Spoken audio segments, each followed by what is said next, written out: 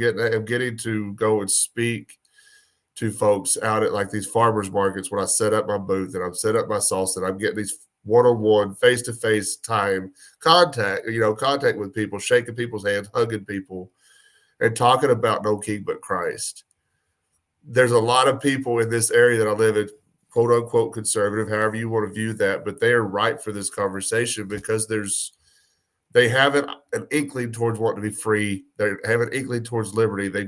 They're just going about it the wrong way. They think they can still get that freedom and liberty through the state. We are living in an artificially induced state of consciousness that resembles sleep. The poor and the underclass are growing. Racial justice and human rights are non-existent. We have been lulled into a trance. They have made us indifferent to ourselves, to others. We are focused only on our own gain. That is their primary method of survival. Keep us asleep, keep us selfish, keep us sedated. You're listening to Toward Anarchy on the Republic Broadcasting Network. Here's your host, Michael Storm.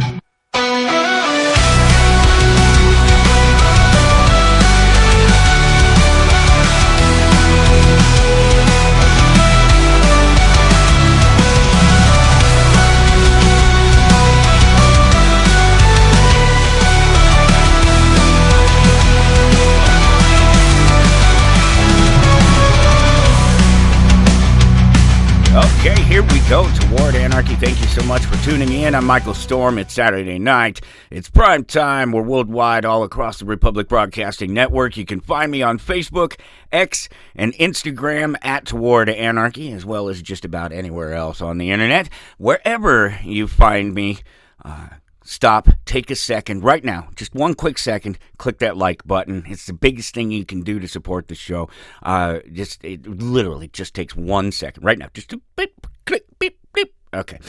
You can follow along, of course, as always, at towardanarchy.com. That's where it all begins. It's the Alpha and the Omega. A little hint, maybe, about the show that's coming up. Hour 2, big hour. My good friend Craig Harguess, the Bad Roman, is dropping in.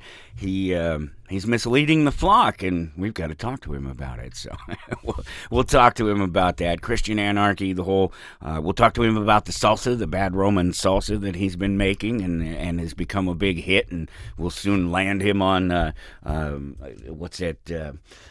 Show with the Shark Tank. There you go, with the guys that make you rich and famous by only taking most of your company away from you. No, they're not that bad. TowardAnarchy.com to follow along, and it's 2506. That's the episode of the year. The Bad Roman coming up in the second hour. Until then, a million things to talk about. So much going on, and I've been so crazy busy this week. It's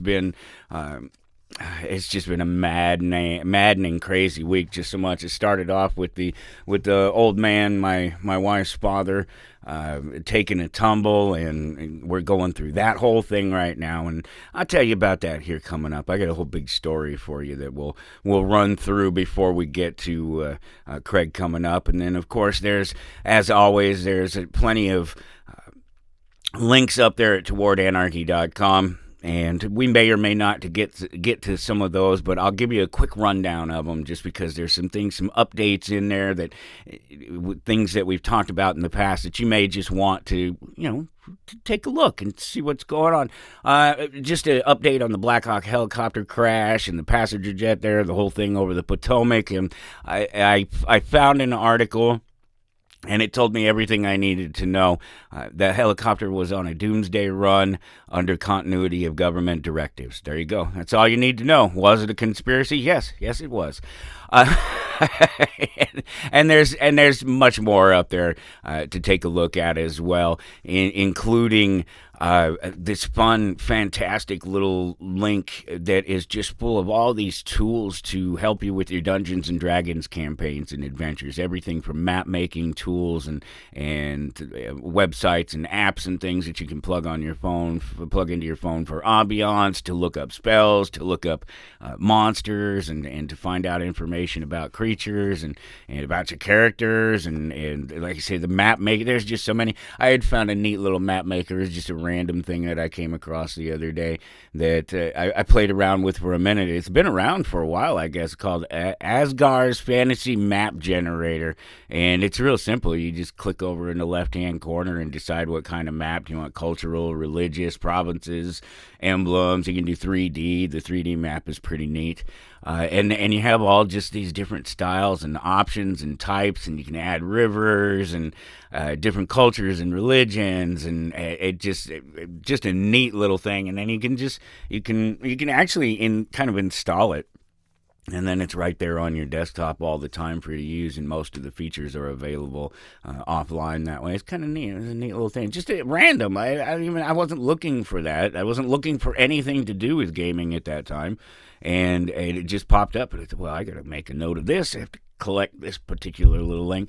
There's a bunch of stuff like that in the link that I shared with you there at towardanarchy.com. For everyone who keeps saying that it worked, yeah, it worked. It worked in much the same way as paying your lunch money to a bully each day works to resolve your bully issues. I said that. And it's in reference to the tariffs and this last week here, where it appears on the surface that the Trump administration's threat of tariffs has caused action for Canada as well as Mexico. And we'll see how those things play out. But it's still just a bully tactic. It's not working with your neighbors. It's forcing your neighbors to take actions. And you know, one of those actions was, thousands and thousands of people, armed people, military people on our border. And not our military. It's bad enough that our military people are lined up on our border when Mexico is no threat to us at all, not even the slightest. But now thousands of Mexican troops will be hanging around the other side of the border to quell the drug flow and gun flow, as if Mexico doesn't have enough guns, as if America doesn't have enough guns, as if either one of them doesn't have enough drugs. The whole thing is a little bit silly. I'm not going to go into it. There's just so many other things to talk about, and nobody's going to listen, because that's part of the problem with tariffs. That's part of the problem with the manipulations of the state, the things that it does to the economy, is that they take time, and that it happens over such a long period of time, at sometimes that they're long gone. The people who did it are long gone by the time you really see the damages. Just the next administration down the road, and they're gone. There's just nothing there anymore, and the damage is already done, and nobody nobody's going to pay for it. Nobody ever has to pay for the mistakes that they made in government. It's by far, I would say, the largest problem with government, because if there were true accountability for government officials when they did things wrong, when they stole things, when they lied to the people and abused their power, they would pay for it, and then there would be no incentive for them to try to get away with criminal activities and actions, because they'd be thinking they're going to get caught. Support the network, republicbroadcasting.org. Click that donate button over there on the left-hand side, and it's just a couple of clicks, boom, boom, boom, and you're off and running. You can do a one-time donation, you can do a monthly donation, you can do $1, $2, whatever it is, anything you can do to support the network. We appreciate it so much. You're the reason that we're here. We're not just me, not just this show. My one little show is a big show. My one little show on Saturday night is just one of the things that's important and being talked about all across the network, and it is thanks to you, the listeners. You can also call 800-724-2719 and speak to somebody on the phone if you would like to do it that way. Also, we still have an address, a physical address, and still mail out a check, which I have a great check story for you here. Just a second. Let me finish this. You can mail a check to RBN. It's 2251 Double Creek Drive, number 302, Round Rock, Texas, 78664. Please support the network, and thank you for your support. So I'll tell you about the check, because you can mail a check to that address. You can do a check or a money order or something like that. So I sent out a check this week. I sent out almost $1,000 check to a listener. And if you followed the show, then you know that it's been a while. It's been a little while now. It's been a number of months now. It's taken a bit of time to make it all happen. But a listener reached out, and they had this collection of underground comics, a one-owner collection of underground comics that they've been collecting their whole life, and asked me to help them sell it because they were in a position that they could use the money. Medical bills, getting older, all those things that all of us are putting up with. This is all going to be about the medical establishment. That's what it's going to end up being about here, the story that I have to tell you. And the cops and everything. It's just been a banner week, I'm telling you.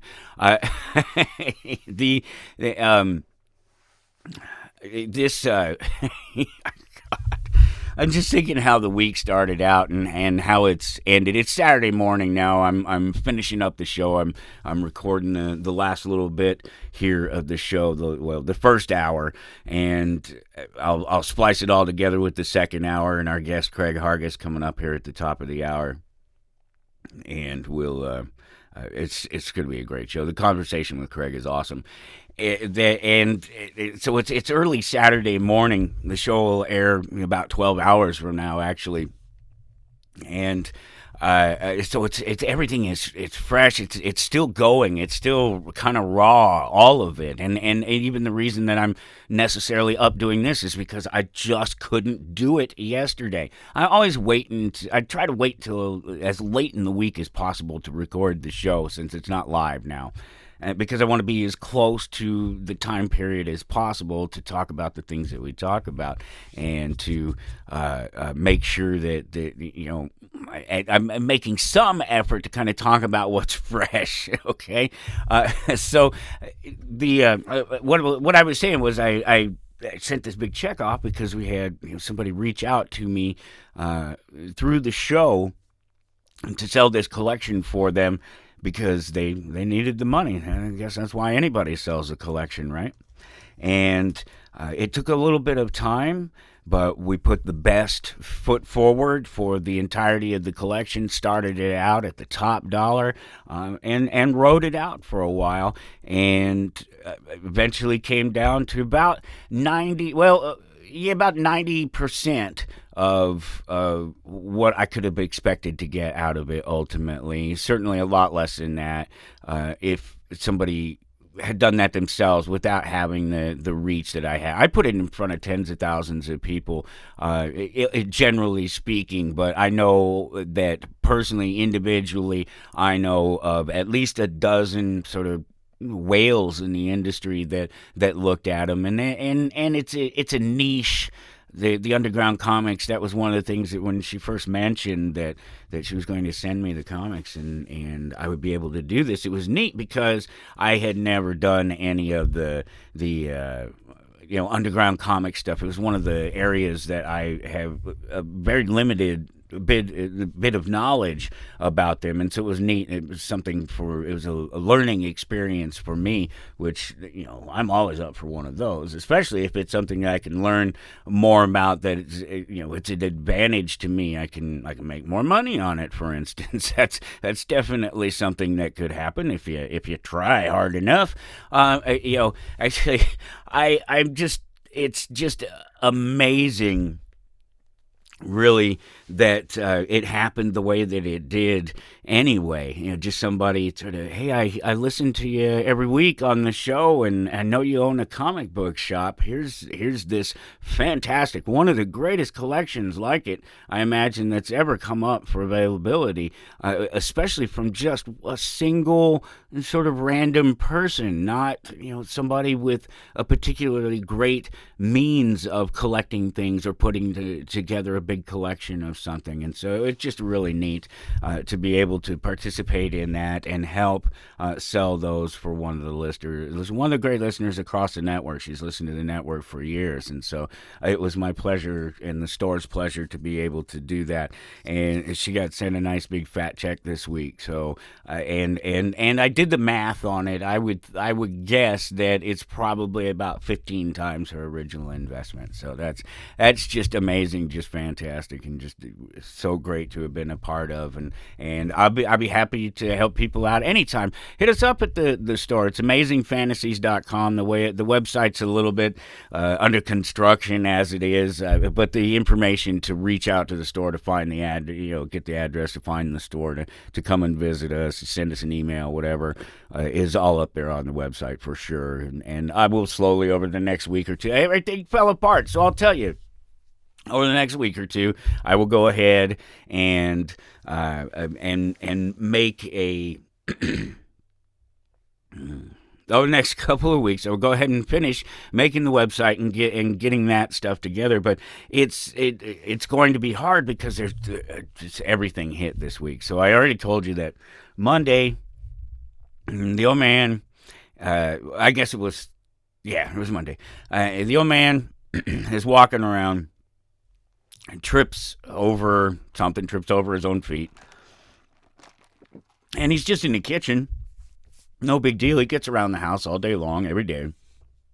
In and out, front door, back door. Has no problems getting around. Relative. He has lots of problems getting around, but he manages to get around the house and just fine all the time. So he took a little tumble. And we were worried about the hip being broke. He could get up. With help, he could get up and he could walk around, and there wasn't a lot of pressure or anything when he was actually up and walking around. So we were pretty sure everything was relatively fine. He probably didn't break the hip, but you got to go. You have to go. And he has VA coverage. He's a vet. So we run him down to the VA here. We load him up in the car and take him over to the VA, and here's where where it all just starts to go downhill, because it's just terrible. We get the good news ultimately, except that the good news comes with my understanding of the words in the doctor's words after having looked at the CAT scan. So they do a CAT scan on the hip. They find out that the hip is not broken, that actually it's just this minor little crack on the femur, at the top of the femur. And that's where any of the pain is coming from. No big deal. Probably don't need surgery for something like this. I looked at what the doctor said after looking at the CAT scan, and I said, this is a minor crack. It's not. I betting the ortho doesn't do surgery. And it takes forever. It just takes forever. And the poor man, they keep moving him from room to room as they can't figure stuff out. And for some reason, we have the film, and they finally get us over to the orthopedic surgeon over at Stormont Vale, the hospital here, because they don't have one at the VA, and if he needs to do the surgery, it's going to have to happen over there at Stormont anyway.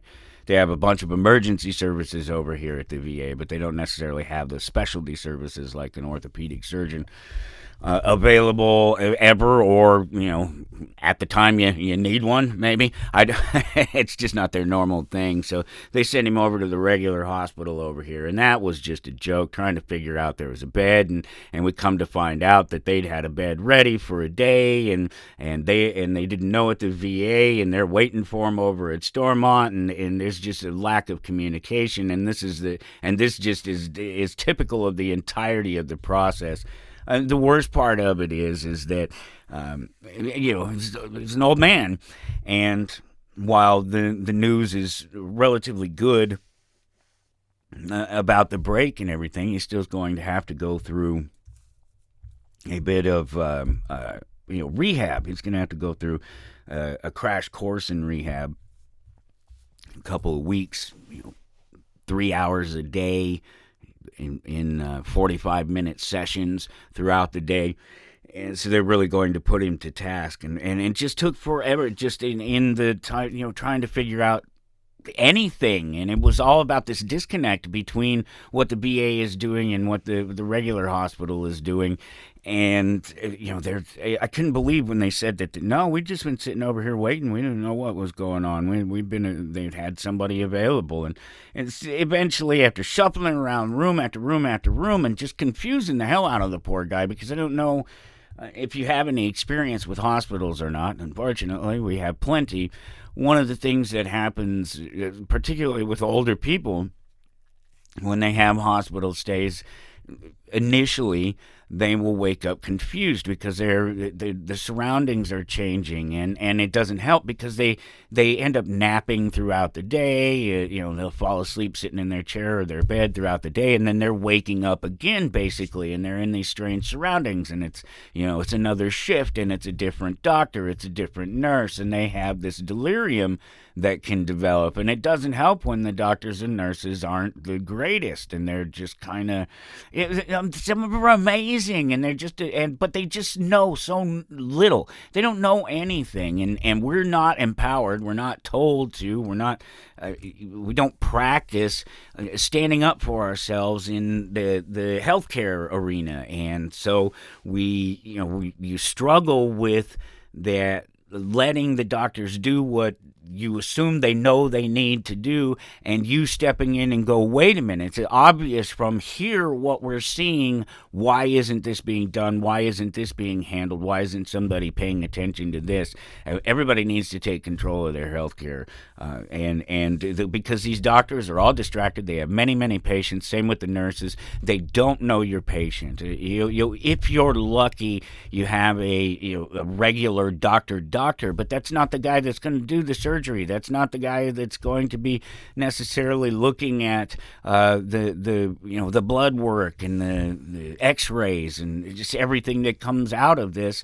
That's not necessarily the guy. That's just your regular doctor. He's probably not your surgeon. He's probably not your trauma doctor. He's probably not an ortho necessarily, unless you already have orthopedic problems and you're already seeing one. Then maybe you get lucky and your orthopedic surgeon will be the one to do the surgery on your hip, and there'll be no question because he's already familiar with your medical history. And it's tough. I get it. It's very tough for them because there is so much information. There are so many patients, and that's why I'm not putting it off on them. I'm putting it off on you. I'm putting it off on us to make the effort to stand up for yourselves in the health arena, and when there's questions, to be sure to speak up. And that's what we do, and that's what we've been doing through the whole process. But it doesn't matter. You can ask all the questions you want. You can tell them this, and you can say that this needs to be done or that needs to be done. But then, you can't make them do it.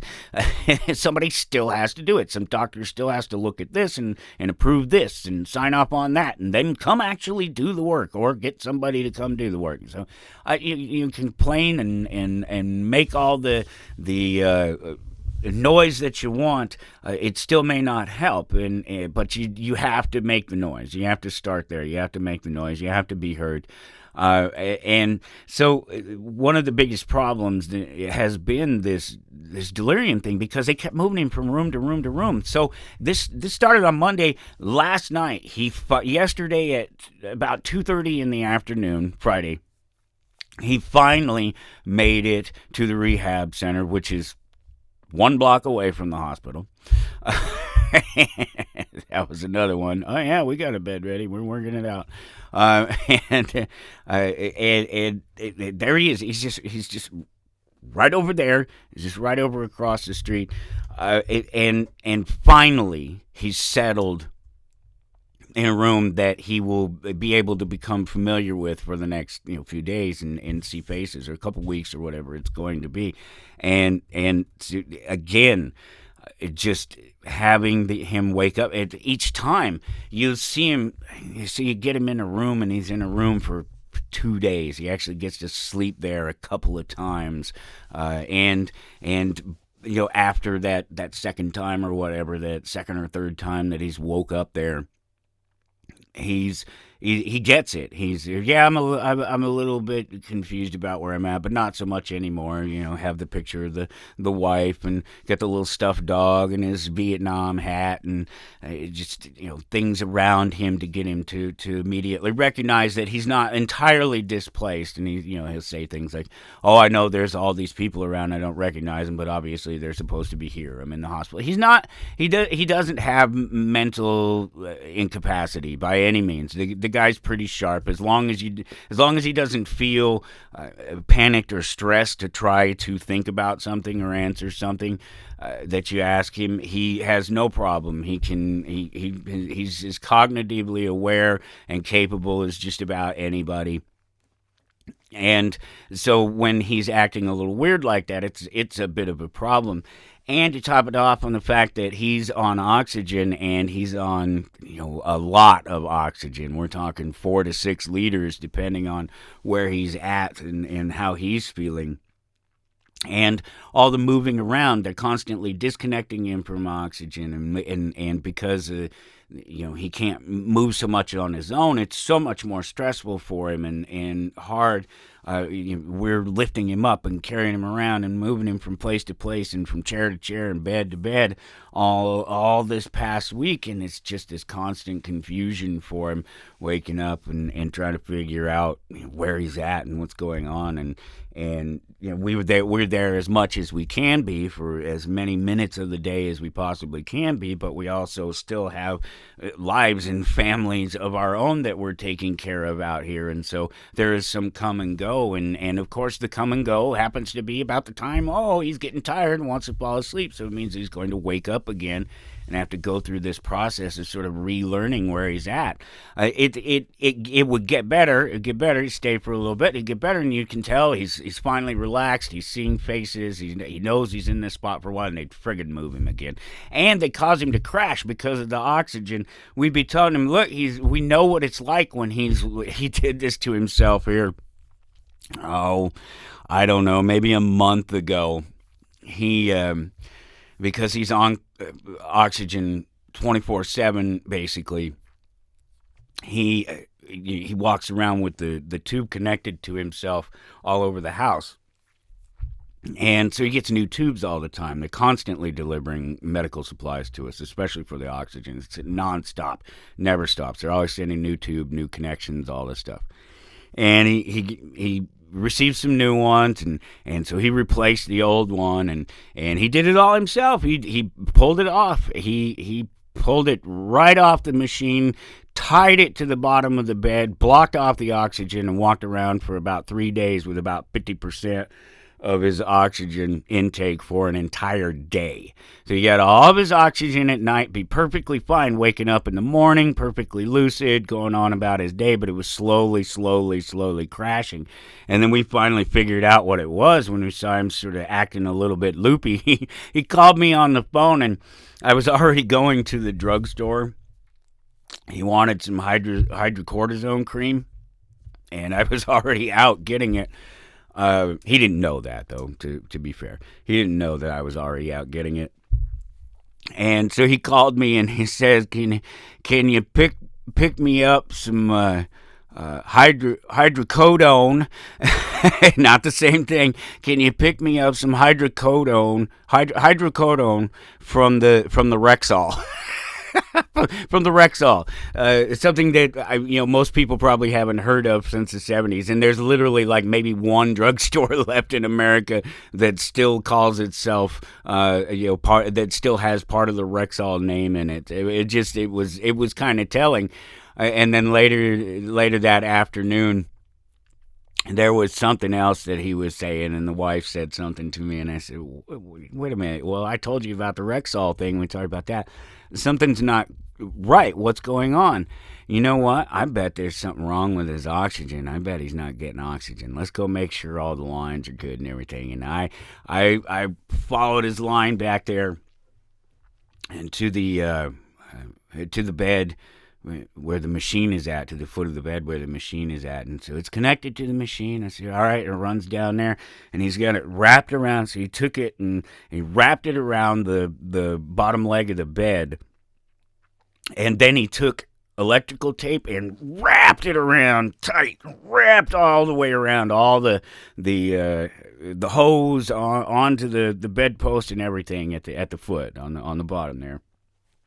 And completely just closed off his oxygen. So he basically had been walking around for 2 days, I suppose, maybe 2.5 days, where he was only getting about 50% of the oxygen, really, literally 50% of the oxygen that he needs in any one day. And it's the kind of stuff like that you have to watch out for.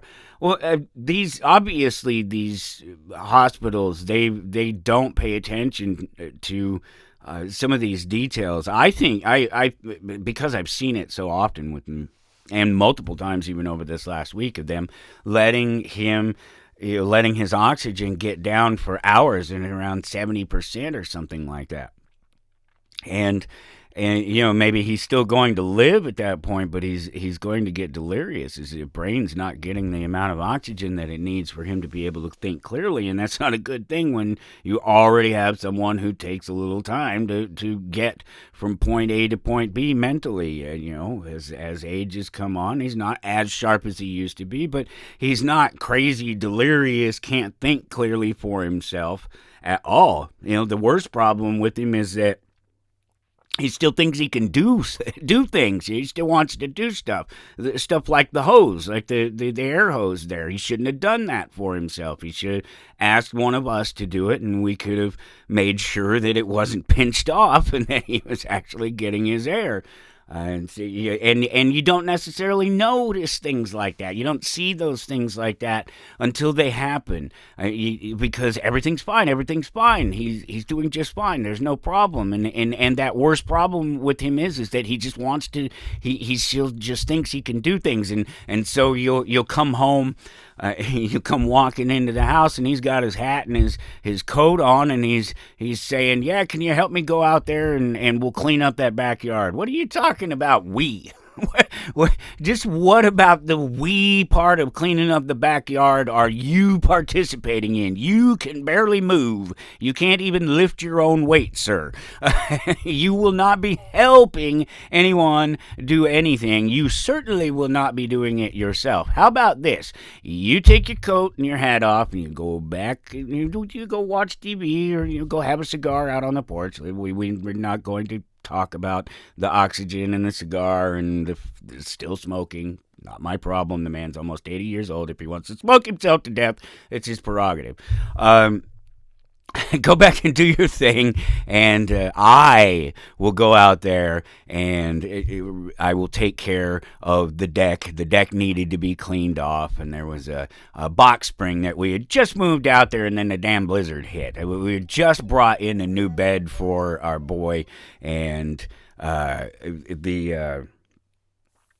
moved the box spring out on the back porch because we're pulling up carpet, too. There's nice hardwood floors in the house, and so we're removing some of the carpet in the rooms and bringing back the hardwood floors in there. And so the garage has got a bunch of carpet remnants and pieces and stuff in there, and there's just a bunch of there's things everywhere. There's space, there's limited space. I mean, there's all of us and all of our stuff and all of our cars, and then pieces of carpet and extra beds and this and that, and bed frames, and so sometimes you just set something over there and you just leave it there, and you go on about trying to do some of the other stuff, and that's kind of what happened. We didn't get back to it immediately, and then the next day, that blizzard hit. We had a lot of snow for this part of the world, and it's still there's still piles of it in certain parking lots, but most of it's gone now at this point.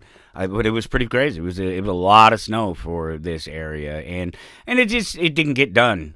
And so he had seen it sitting out there one day, and said, "No, all right, we've got to do this. We've got to get that." And that's his thing. He sees something, and it has to be done right then and there. And because he's not able to do it, it's he's waiting for you as soon as you come walking in the door. You know, the wife comes home from work, and she left the house at 7:00 in the morning and dropped off the kids and went to work and has worked with the idiots at work all day long. And then she comes home, and the first thing she comes home to is the old man saying, "Well, I was looking at this today, and the this bill isn't paid yet. Well, it's not due for a month yet. And why do we need to worry about that right now? Why do we have to worry about this thing right now? It's not pressing. It's not something that has to be done." But I guess when you're almost 80 years old, everything is pressing and everything has to be done. Because you're running out of time, right? That's what it is, I suppose, anyway.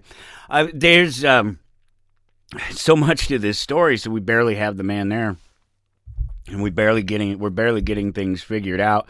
And it's a comedy of errors across the board. It's just make sure he's getting his meds, and does he really need all the meds that he's taking? That's a whole other question. He takes like 25 pills, and just it's the same old story.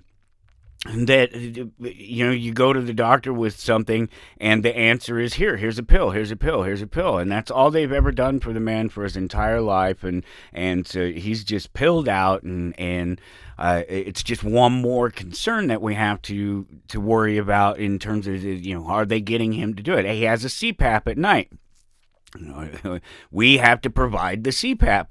They don't have them in these hospitals. They don't have them available for people to be able to use.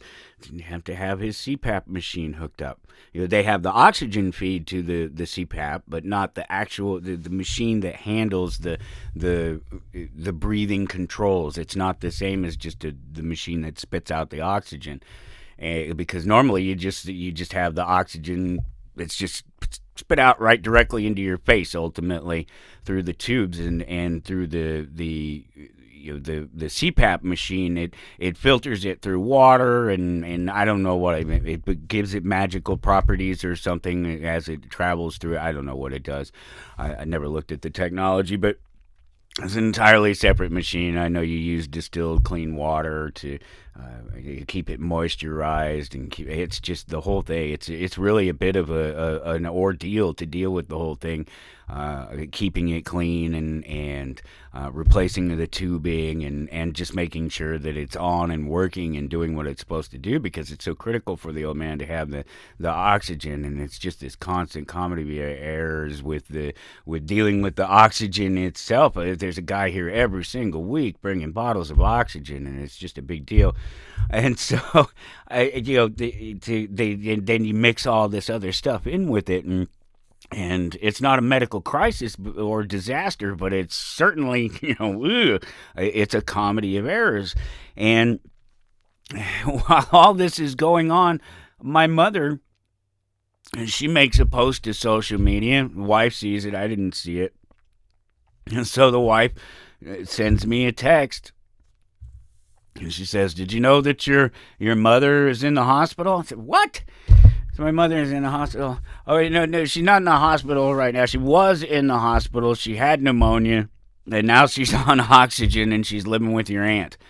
This all just happened here in this period of time, too. And it's just, oh, my God, what is going on? So I had to reach out to my mother and find out what's going on with her, and that's when she tells me that she's had this, she had a cold or something late last year, December-ish or something, a couple of months ago at this point now, and she didn't think anything of it, and she ended up with pneumonia in the one lung, apparently, and she already had bordered on COPD. She smoked most of her life.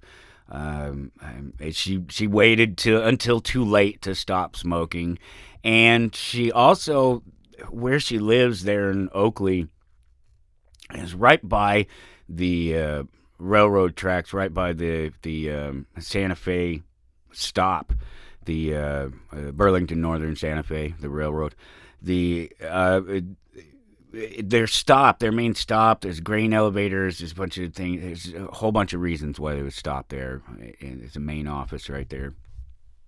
And they stop and they leave the trains running, the big diesel engines running on the tracks, and it chokes her up. This was not too far, I don't know, 2 blocks maybe, but it's open space between there. It's not even like big, houses and buildings and things in the way. It's pretty much just open space from those tracks and that where those trains sit right to the house there. And so she's always struggled a little bit there with anytime they're around, and she made complaints and talk to the city and try to talk to Burlington, and they just don't care about it. They just leave it running. That's what they do, and they just run for hours and hours and hours. These big diesel engines just sitting there running for hours and hours and hours and hours, just sitting on the tracks doing nothing. And she struggled with that for a period of time. And I get her on the phone, and they don't know. They got to do some tests now. They're I guess on my birthday. I think that was when she said. Was it? Is that even? Could that be? No, I guess it'd be the day after if it was a Friday. It's coming up. She asked to see a heart doctor and another lung doctor or something. And so I don't know. I guess we'll find out what happens there. And so she's living with my aunt, her sister, her older sister, and that means that the house is, there's nobody staying in the house on a nightly basis necessarily. Not that there's anything in the house that anybody would want to take, but there's still just the house sitting there. So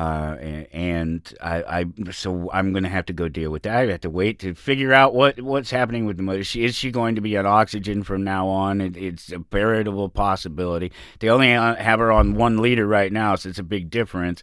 But is she going to have to stay on it? We don't know. We'll be finding that out. And that's just the first step. Then it's what about the oxygen flow if she has to be on oxygen all the time, and then if she's going to stay living with my aunt, then we have to do something with the property, and I think the property is in my name.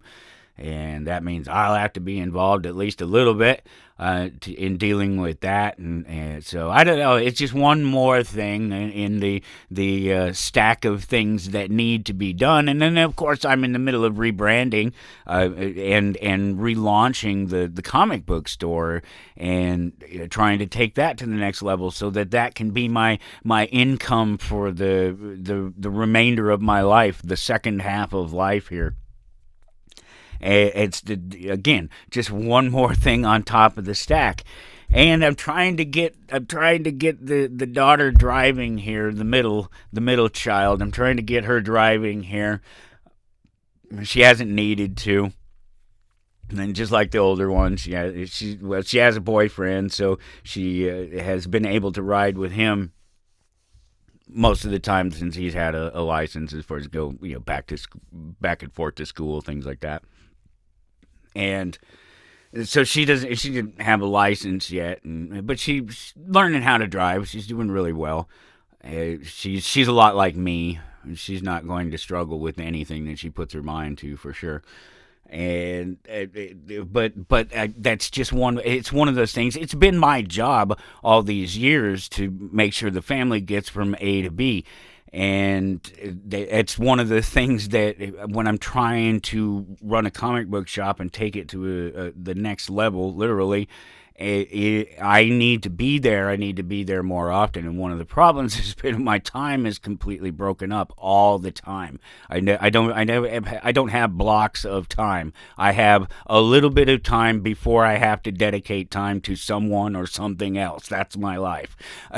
And the getting her to driving, and she's going to high school and college at the same time. And yeah, Topeka's not that big, but it's still me having to go over there, get her from one place or the other, take her to one place or the other, and extra time, another time. The boy's even that way because he goes to an advanced. He's in junior high. He hasn't hit high school yet, but he's in TPAC. Which is this high-end it's just entirely for genius level type students.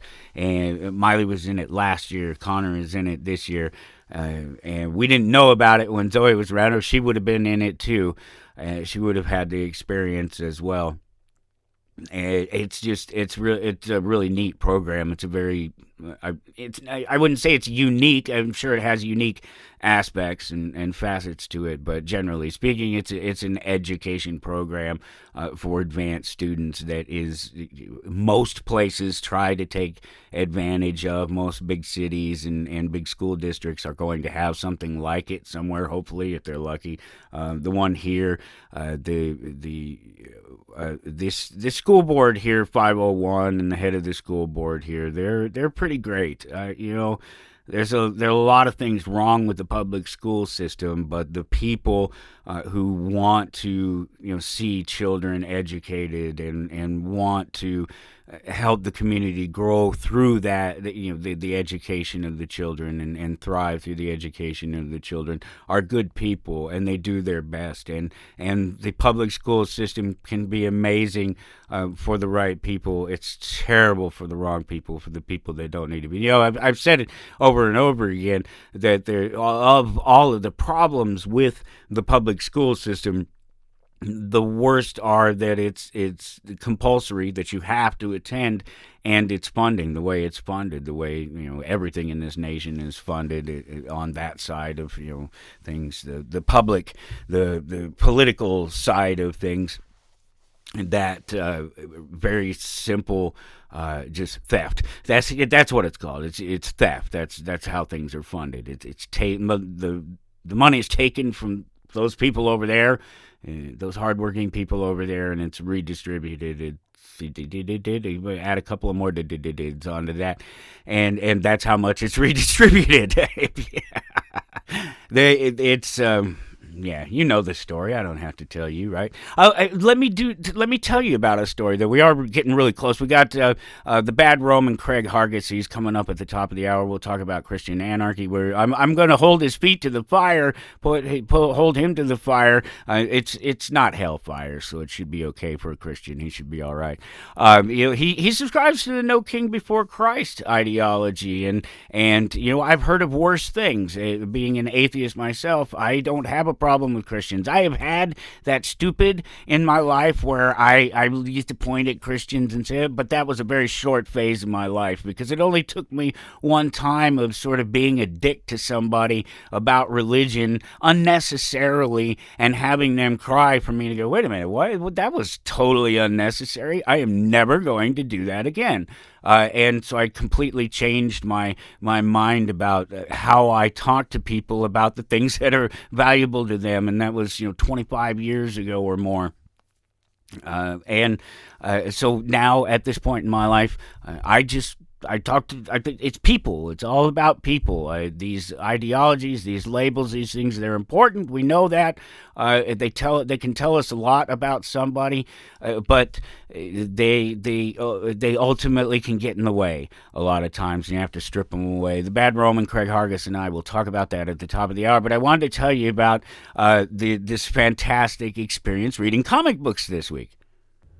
Back to back, visiting the youth, my own youth here the last few weeks, reading these comic books, and that's not always the case, and purposely so. I am making it a point to read other things, read different things, different universes, different characters, different storylines, so I'm not stuck in just the same old thing, just the same old over and over again each month to month in the characters, and not really seeing anything new or dynamic come out of them, or just rehashes of the same old thing. And that's a lot of what you can get if you read just the same titles over and over again, if you're not trying to expand your title base and especially get into some of the independent titles. So it was really kind of neat this week when SilverHawks #1 was set to drop, and it's in your stores today. It's in your local comic book shop today. And it's a Dynamite Comics. It's Ed Brisson. He's done some Thundercat stuff, and of course Thundercats is the predecessor. Really, it's the same people. It's Rankin Bass, but back in the 80s that did this. It's the same guys that did the stop motion Rudolph the Red-Nosed Reindeer, And so you know them, you know these guys, and they got into the cartoons in the mid '80s, just like everybody did. It seems the cartoons and toys and comic books, they all went hand in hand, and they all were created in that time to sell each other. They were all, the cartoons came out first to sell the toys, and then later comic books were made of them, and these worlds created and grew bigger over the years. SilverHawks was something that I didn't know growing up, but believe it or not, they were not one of the ones that I followed, and so it was really neat to get to see, get to read through something that I know about, but I don't know intimately. I know a lot about SilverHawks. I know about the toys. I know to look for them when I see them when they come in the shop, because I know that they can be valuable and highly collectible for sure. And neat toys, very shiny and silvery, and just they sound like they do. SilverHawks. You know, their bodies are sort of metal and silvery and shiny, and the toys reflected that. And they were really cool, really neat, and kind of a niche toy. Not everybody has them, so they're fairly rare, and the people who want them, and so I know to watch for them. I know what they are, but I didn't know the storylines. I did know that this, going in reading this, I wanted to know if this was a reboot, if this was something that they were, you know, just a rehash of things that have been told before. And based on what I read here, I don't think that it is. Again, and not an expert on the world of SilverHawks, but I believe that this is more like an origin story.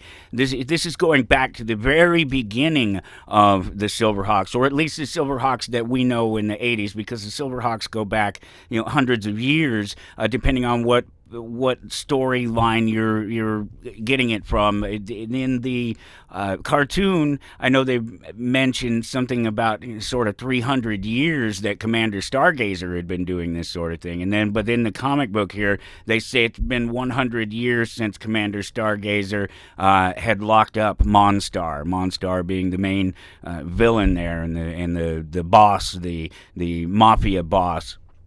And he locked him up, you know, 100 years ago, and the institutions around the SilverHawks are being shut down. People are being retired. You know, the Commander Stargazer himself is going into retirement, and they're all set to do this. And then it breaks that MonStar is broken out, and you know, here's this whole, oh boy, we're caught in a situation where we're not really prepared to do this, and so now Commander Stargazer is going to have to build himself a new team. He has to build a new team of SilverHawks, and we do get to see the first member, and because we get to see Captain Jonathan Quick. He's Quicksilver. He's the main leader, other than the Commander Stargazer himself, of the SilverHawks, and we get to see him as a human beforehand. And there's always been this sort of question about the bionics of these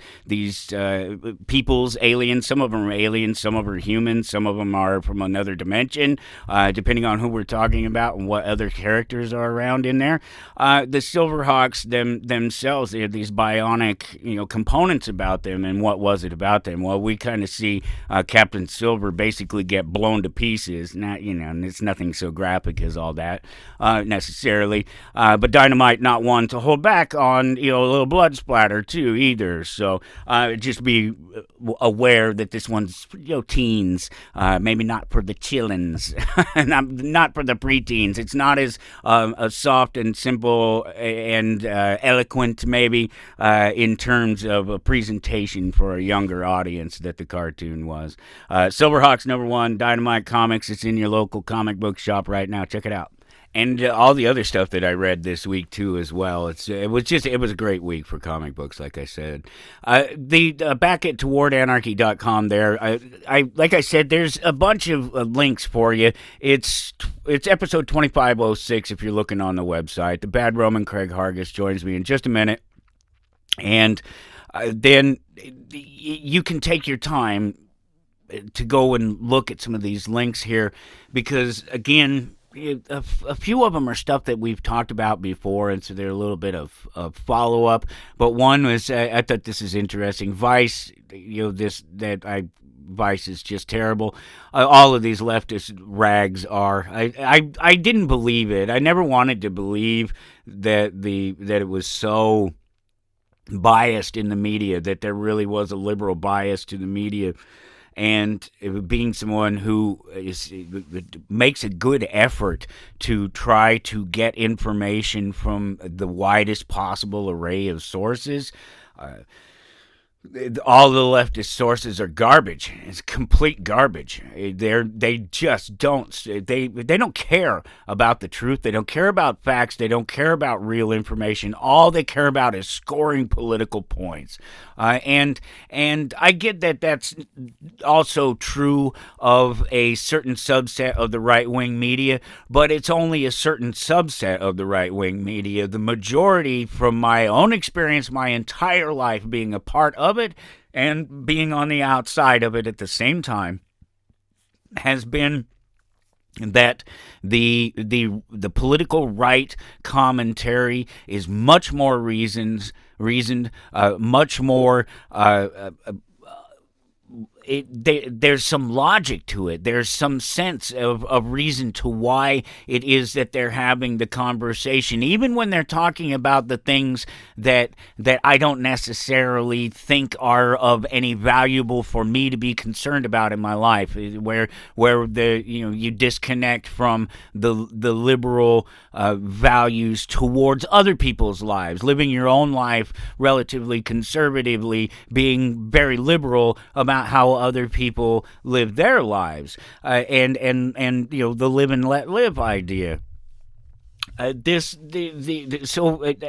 a complete difference between what they're talking about on the left and how they're talking about it, and it's true because it hasn't been that long now that I've expanded to really try to include more of that truly mainstream media stuff, like Vice and like The Root, and there's a couple other ones not coming to me right off the top of my head, but they're definitely places that are liberal media. They're not conservative media, and they're not news organizations, whichever, I know that those cross over each other quite a bit, but they're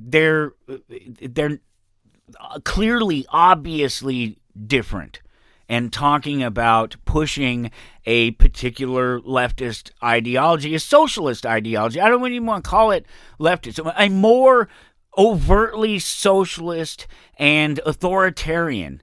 I know they don't believe it. I know they don't see it. You have to explain it to them, but it's there. It absolutely exists. It's there. They think they're smarter than the rest of us, based on their own standards of what smarts really are, not just a straight up analysis of successful and successful is probably just successful because there's no other particular measure necessarily, and I'm not talking about success in dollars. I'm just talking about successful. There are so many different ways to be successful at whatever it is you do. It doesn't necessarily have to be about the money. You can be successful just at living in life. You can be successful at anything. There doesn't have to be a particular reward for you to be good at something and to be successful at it, something that you can point at and go, ooh, with it. Because we live in a society that tells us that that's what success means. This is the size of your bank account, right? That's supposed to be the important thing. Well, I think success is when you can, when you're happy. I think it's when you're doing what makes you happy, and particularly when you're not harming other people, when you're working with other people. That's the things about the whole ideology of libertarianism, voluntarism, anarchists. That live and let live thing, and about self-interest, and the lie that self-interest is at the expense of other people, or that it's ignoring other people, and that it's just not true. It's to be truly successful in life and in anything in life, you have to work with other people. You have to make concessions. You have to be a man of the people, or you have to be a dictator. And you see how it works in government, and you see how it works best in business. It's kind of a thin line, but it's a clear one, and you can see the differences. And it's the same with the left and the right in their presentations and the things that they find of some sort of value. I'm sitting here looking at the clock going, I can't believe that the time is already over. We have another minute. And literally that's it. And then I'm clicking the button off here. We're jumping up to the top of the hour, and we're bringing Craig Harguess in here. And we're going to talk a little bit about Christian anarchy, but really just talking about being people and about being about having those conversations and about the ways that the conversations are successful. Because Craig is a good guy. He's a real person, and the reason that I bring him onto the show to talk to him is because he's not misleading the flock, by talking to Christians about anarchy. He is freeing them, and he is setting them up to be followers of Christ and have no king before Christ. And we'll get into that whole thing here in just a minute, because we got to go. We got to bring him in here. So stick around. We'll be right back with Craig Harguess here, the Bad Roman, on Toward Anarchy. You're listening to Toward Anarchy.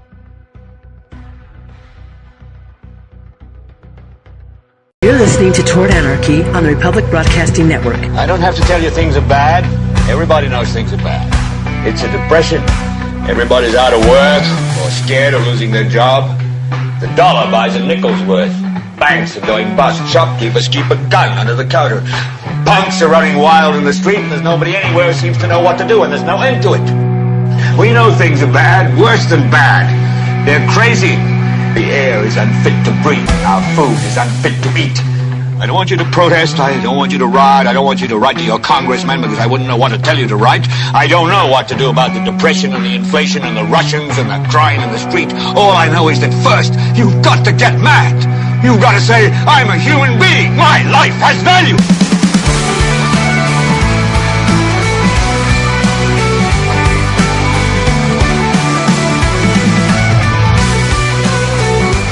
Go into hour number 2, TowardAnarchy.com to follow along, and wow, I am excited.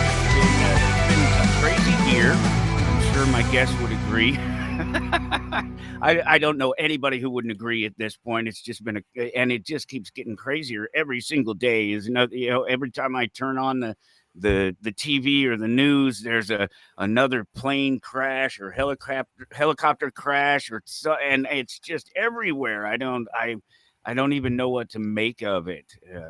The whole presidency, everything. I don't know. We're just going to have to get into it. The reason that I would have this conversation with this person is because I trust him. I believe him. I've talked to him for a while. I've listened to the man speak from the heart, both in private and in front of you. And I don't think he gets treated very fairly sometimes. So, and it's something that I only noticed at the beginning of this year. And so I kind of thought, wow, this is one of these things. It must just be the new year. It must just be 2025 that has people messed up and thinking wrong.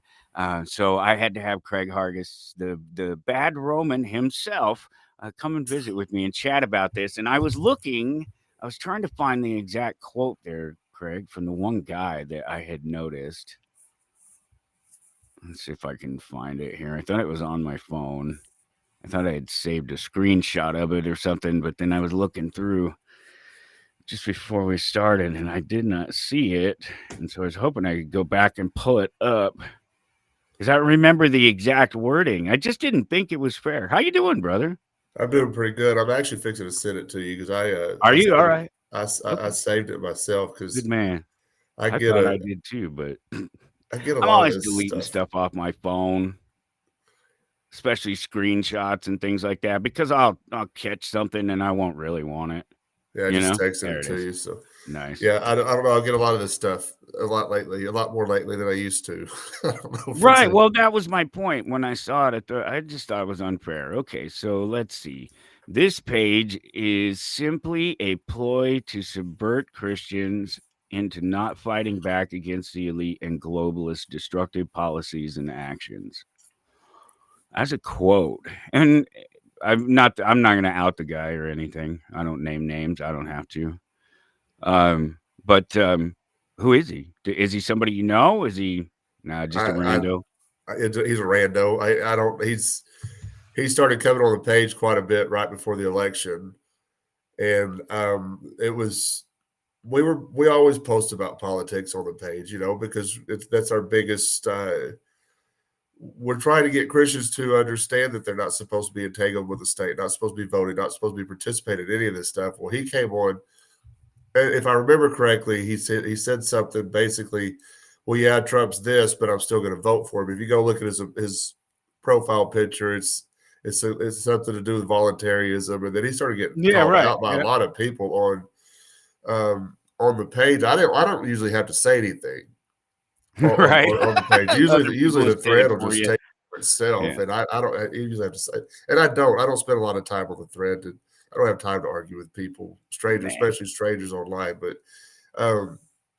But he came out and then saying he's still going to vote for Trump, but then I think he started getting called out. I think I said a few things to him, and then it just escalated. And the longer it's went, it seems like he spent more time trying to justify his statism and called himself a voluntarist. And it doesn't work. It's not going to work on that page. You might get a couple of people to agree with you, but on the Bad Roman page, it's not going to work. Somebody's going to call you out on it because it doesn't make sense. But then they resort to what you just read, basically. And we've been called a lot of things lately, as far as leftist to anti-Semitic to woke and all kinds of stuff. So there's a wide range of insults going on from people that are not liking what the Bad Roman's about right now. Well, I think that's a over the target thing, right? Isn't that's when people start coming out and going after you, is when you're hitting on the mark, when you're saying things that people are having to think about, and they're having to say, "Oh, wait a minute, that's not my worldview. Is this going to change my worldview, or am I going to rebel? Am I going to react against it and go the opposite direction of it?" Yeah, no, I guess it's probably good news, right?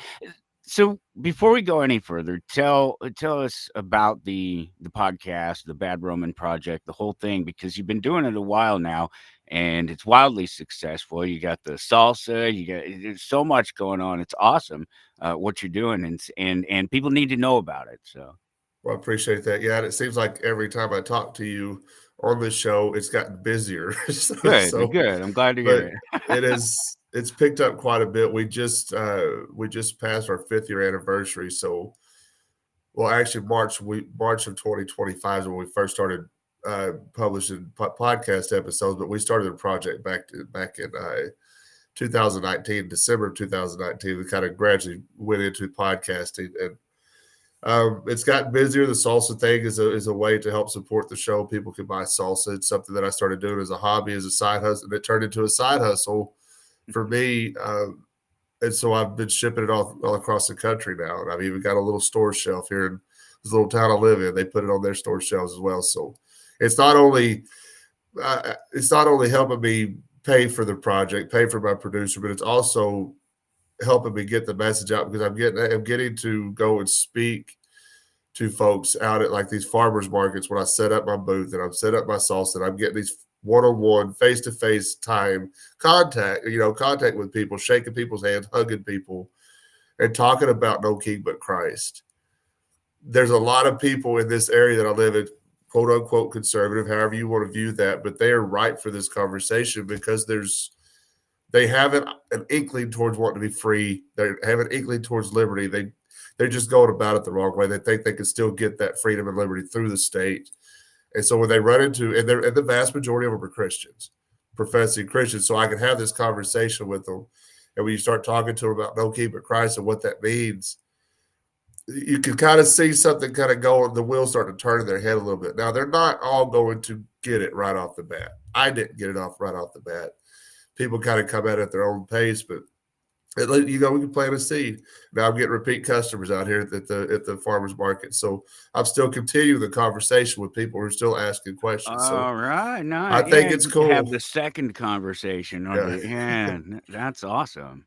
That's my favorite part. I'll tell you, from back in the so-called activist days, whatever, running around down on the streets in Colorado, handing out DVDs and things like that. And it never failed that we'd be out there, we'd hand out thousands and thousands of DVDs, thousands and thousands of DVDs handed out over the years, and it, it would never fail me. Like 6 months after we'd been out, do a big thing, been about out the airport or something, out at DIA, just thousands and thousands of people coming through, and we're just handing out CD after CD after CD, and it's all sorts of, it's all different things. It's all liberty related stuff. It's documentaries about 9/11, just things like that. Whatever it was, we just handed out so many different things. You name a topic, we were talking about it. If it was gardening at home, it was how to fight the housing industry when they come to collect on the loan and they say you're in debt to them, and whatever it was, we'd hand out these just disc after disc after disc, and 6 months later we'd be at a meeting or something, and all of a sudden there'd be another new face, and they're just like, yeah, I don't know, I was walking through the park or the airport or wherever and saw you guys, and somebody handed me a CD or DVD, and it was sitting there for a while, and then I don't know, last Saturday or whatever, I saw it sitting there on the DVD player, and so I threw it in the DVD player. My mind was blown. I had no idea this was going on. I had no idea these people were doing this to us, and that there were all these questions about all these world events for the last, whatever. Certainly from the time of America's existence, it goes way beyond that. All these questions about sort of New World Order and Illuminati and world control groups, and it was just always so great to see that, to know that that's what it was. That all we did was had the conversation. All we did was hand the DVD. All we did was put the thing out there, and then somebody found it, and they came in, and it started. They started their own thing, and they started doing their thing. They help us burn CDs or DVDs and hand stuff, whatever it was. And just always planting that seed. Right. Yeah, and it's just the fact, and I want people to understand this too. Even if you don't think you could do this, just something as simple as handing out a DVD or just a conversation, because anybody can do this. I'm not special. Michael Storm's not special. Anybody can do this. It just takes a little bit of, you're going to have to put yourself out there at some point and realize that you're going to have detractors too. You're going to have people who are going to be like, they're going to come at you harsh, because even with people that I've had these conversations with, some of them they understand it, but they've never heard anybody say it before, which is so strange to me, because they should be having these conversations in their churches. Right. No, that's a really good point. This came up just here, I don't know, last week or the week before. This Anthony Mackie, you know who that is? He's the new Captain America, black guy that plays the new Captain America, previously played the Falcon.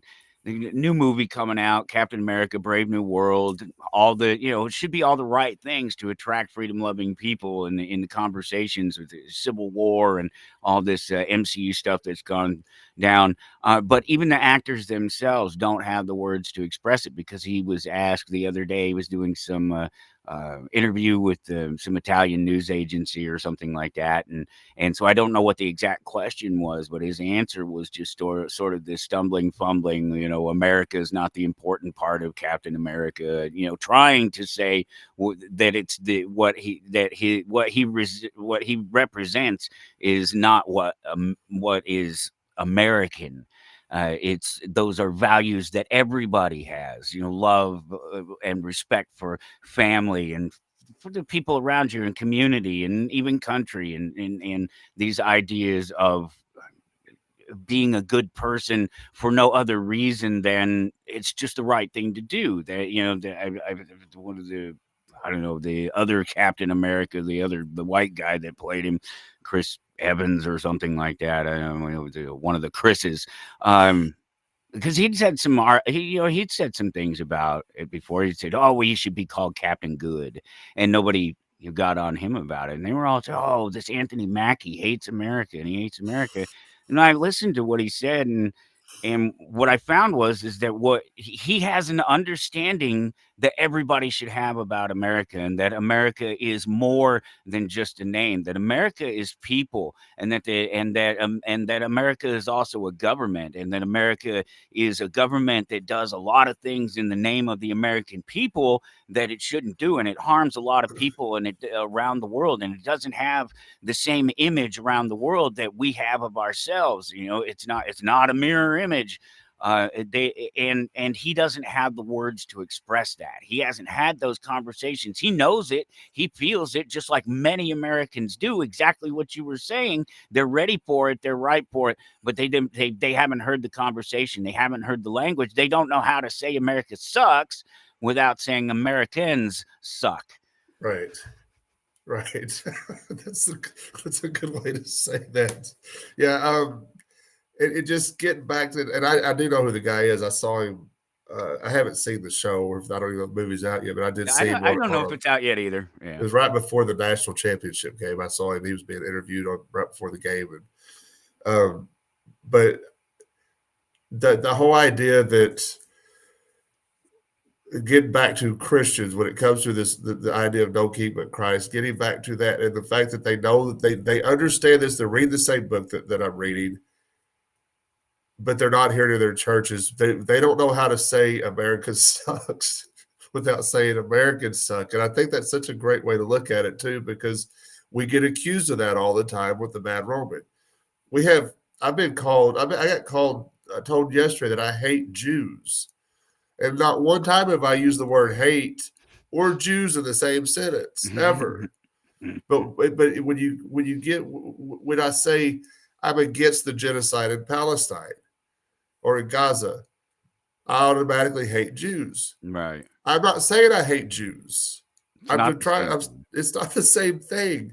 But when you can't, if you can't have this conversation, a real conversation about what's going on in the real world, without being accused of being a leftist, an anti-Semitic, a woke, you hate Jews. If you can't have this conversation, we've lost. Yeah. We've lost, because if we have to be able to sit down and have these conversations face to face. This is cool. This podcast is cool. Social media is cool. One-on-one conversations, that face-to-face stuff with each other. If we can't sit down and have this conversation without getting mad at each other all the time, we've lost. And there's no going forward. If we can't, we've got to be able to figure out how to do that. Otherwise, it's over. They've won. They want us mad at each other. Do you ever end up talking to anybody in person, in real life, that absolutely vehemently disagrees with you, that you are just wrong, that the only way to fix America is through the state? Because I have these conversations. I actually have had people come to me and say things like, you know, that guy that's so liberal on the left, I'm further left than he is.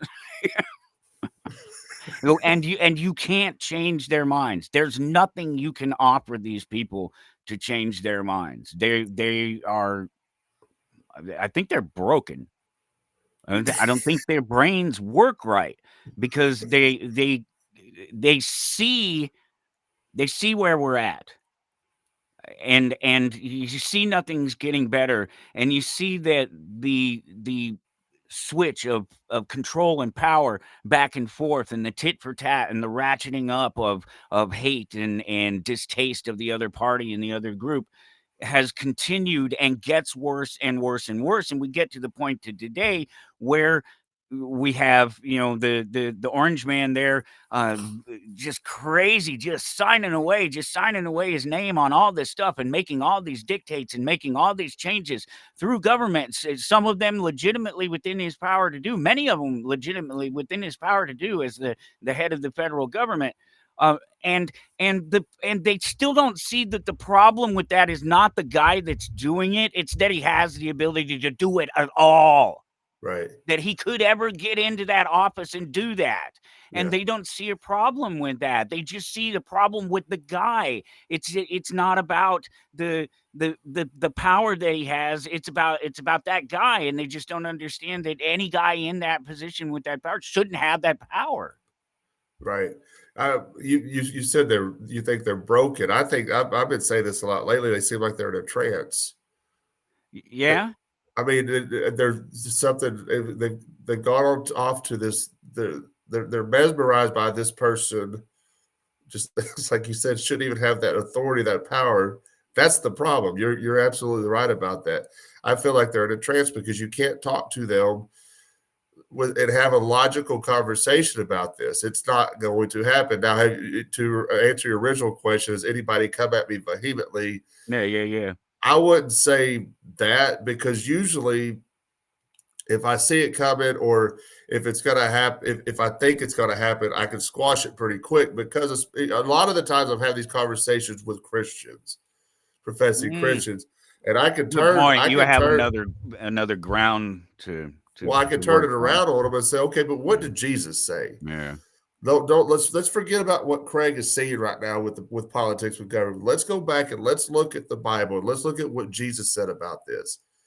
There is no way they can argue with Jesus in this.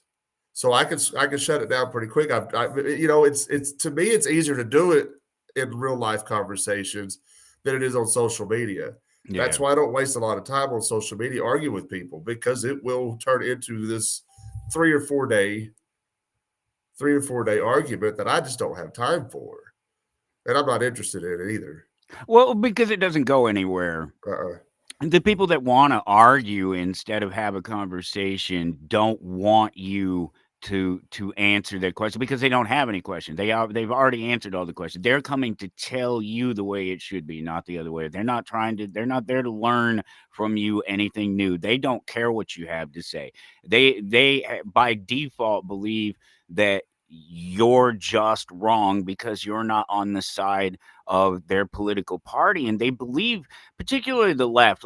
I know we're talking about the left, and we always do this every time we have a conversation, though. We end up talking about the left, but aren't we talking about the unsettled, unstable population just in general? Yes. I think so. I think so. I think it's fairly obvious that you have you have this group of people who are very smart by their own standards. This is something that they judge themselves to be extremely smart. And if you go out and you look at the numbers, the left are supposedly smarter than the right. But I don't believe that that's true. I believe that they've created a standard that makes themselves appear smarter. But the way that they obviously aren't smarter is that they don't see themselves as being authoritarian. They have this very nature about them that because they believe they're so smart, they know they're right. They can't be wrong. That's not authoritarian. That's love.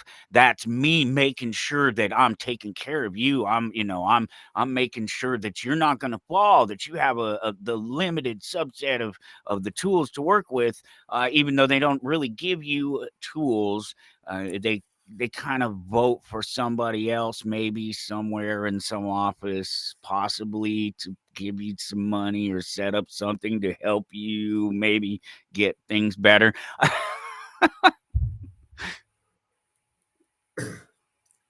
I think I wish more people would have conversations like this. And just to kind of go back to the real life conversations, online conversations too, because I've noticed too, you're not going to have people don't behave the same way in real life that they do online. Yeah.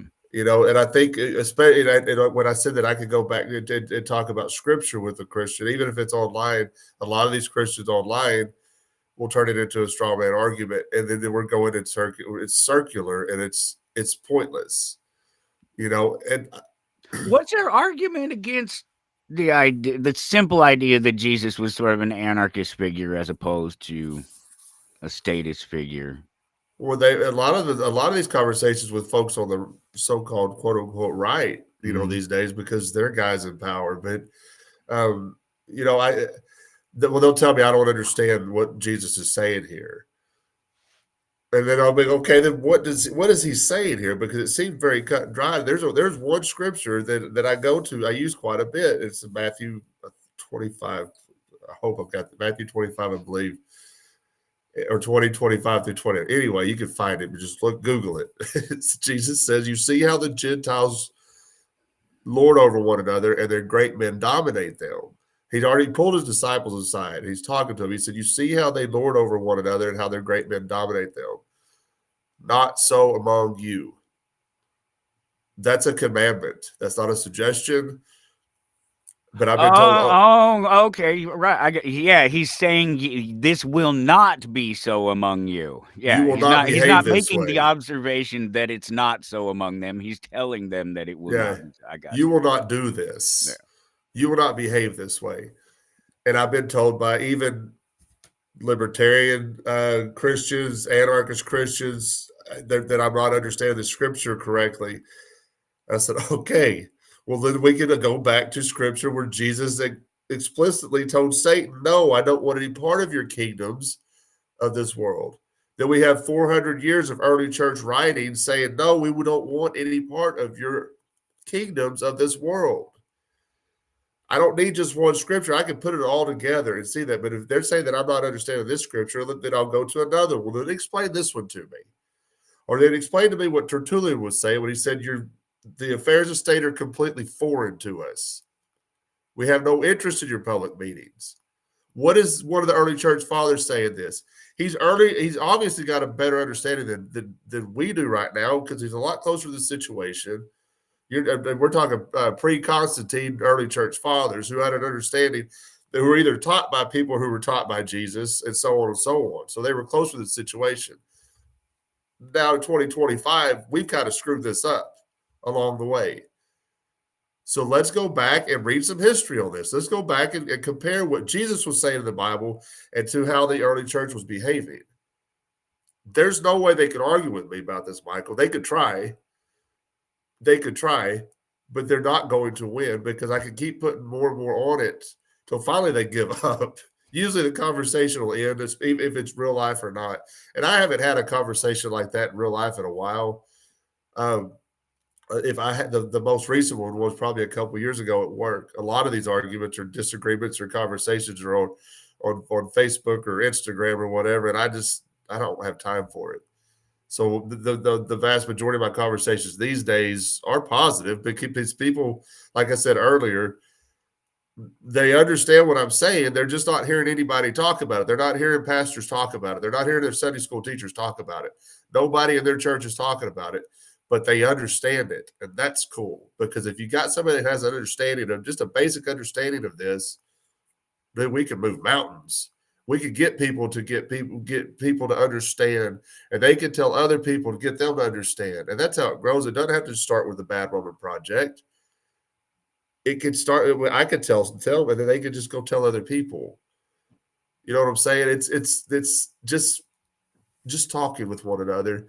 Let's have a conversation. And if you feel like you're going to fight about it, then squash it and come back to it another time.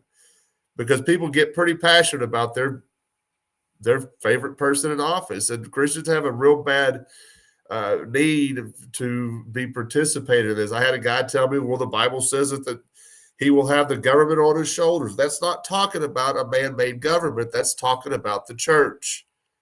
Okay? They understood the church back then to be their own quote-unquote government.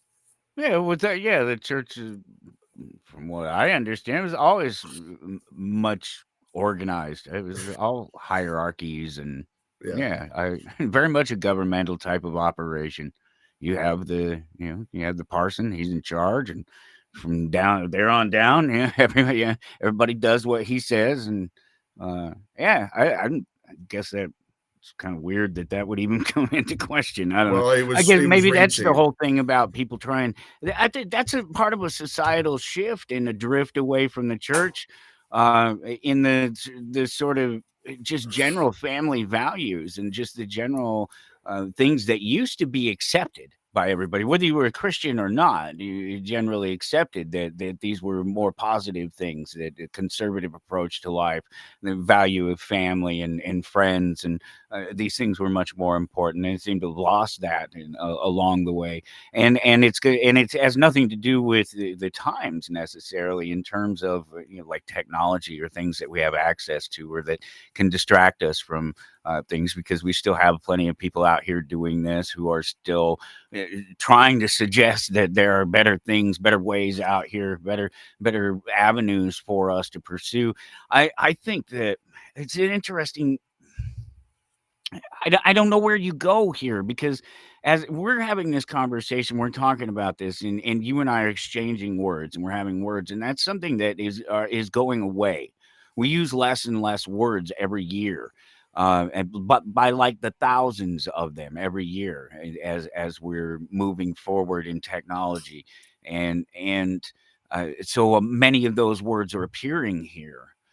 They're on these devices and on these machines, and so my greater concern is that we've fooled ourselves into believing that we're better communicators than we are, and that we'd have had better communication at a previous time in our past. No, it'd be even worse in our past if we'd had these devices, these tools to communicate with each other. We'd be even worse off than we are.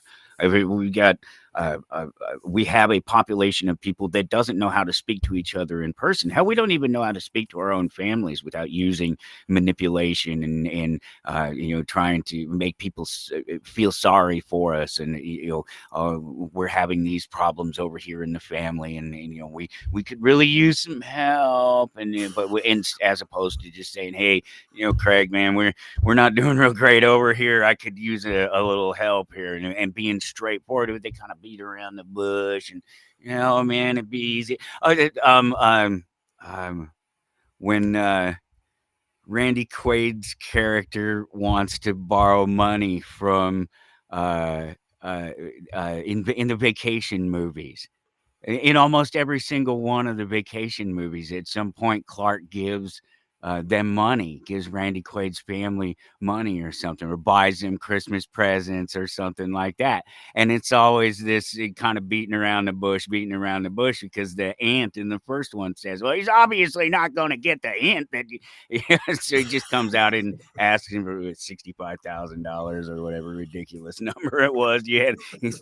Clark's fumbling through his wallet and puts it back. I deal with this a lot.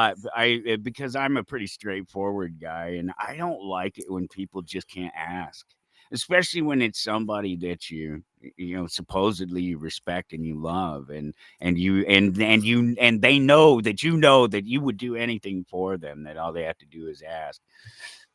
Well, I think a lot of that has to do, maybe, well, I don't know if it has a lot to do with it, but it has to do with pride. You have to swallow a little bit of pride to be able to ask for help too. Ask for help, yeah. I think another part of it, another thing that contributes to that is people taking advantage of people so often, and people seeing that, especially within families and close knit groups, seeing other people take advantage of somebody, so they're afraid to ask, fearing that they're going to get that sort of response or be taken advantage of them themselves. Right. Yeah. And also too, if you ask somebody for help, there's some people that will take advantage of a person who's asked for help too. Right, you're right, yeah. Because you feel like they owe you something now.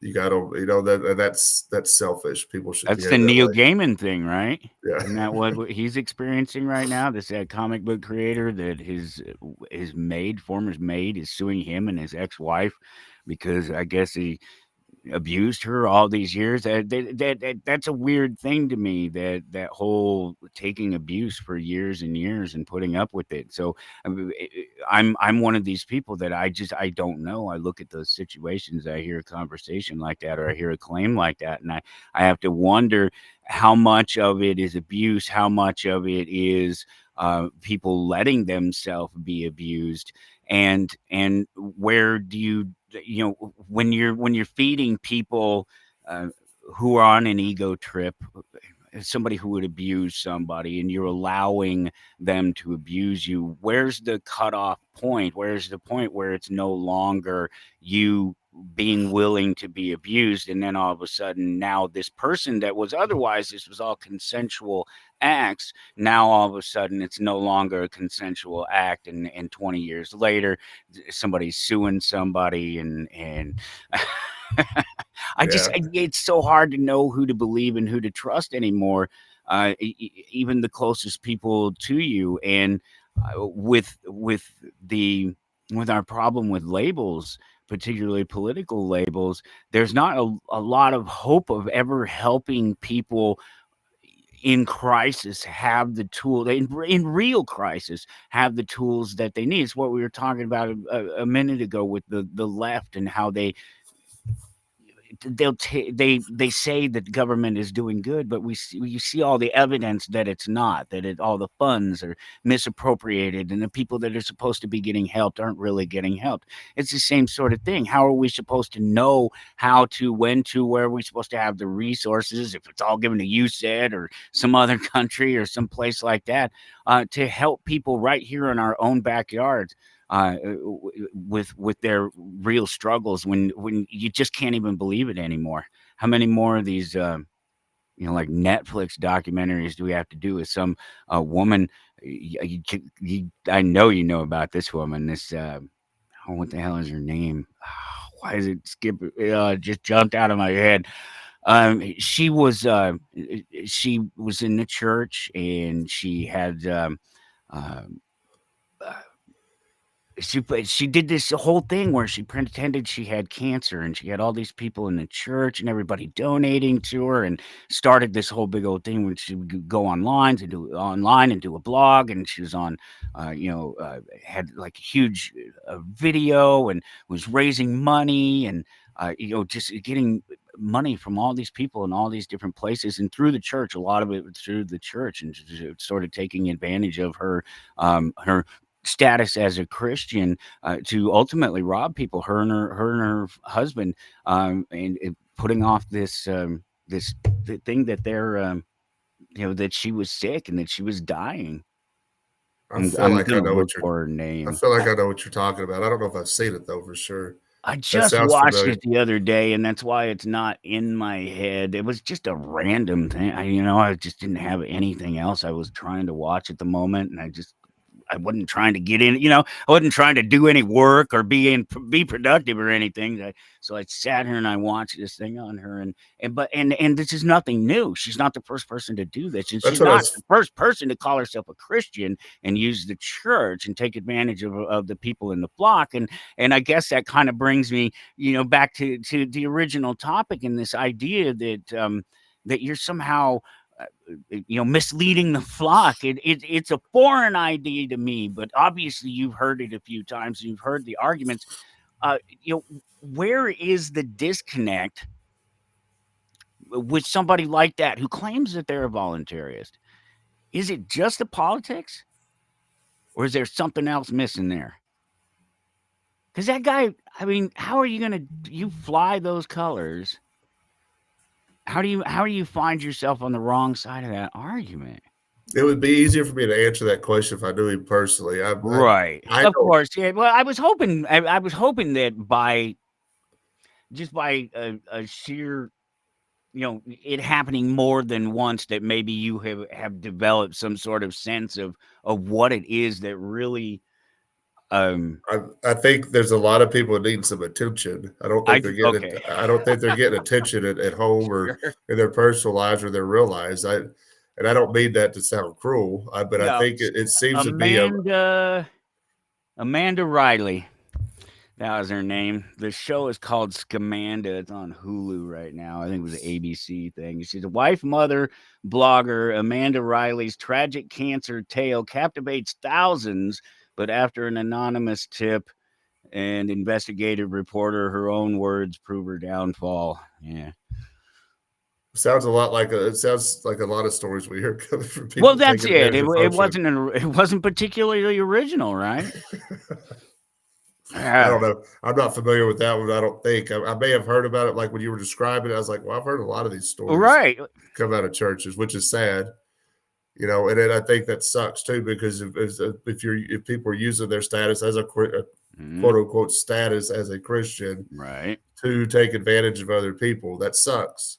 We talked Because about that Christians are before. general are loving, love your neighbor, love your enemy, and then but man, I've been taken advantage of in my life.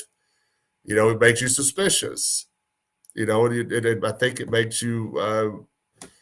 It could take away from your witness too if you let it get to you too bad, because there's a lot of people out there that genuinely need help too. So hopefully these are just outliers. These are people just few and far between that behave this way, because I've never had that happen to me specifically, but I've heard stories about this happening in churches.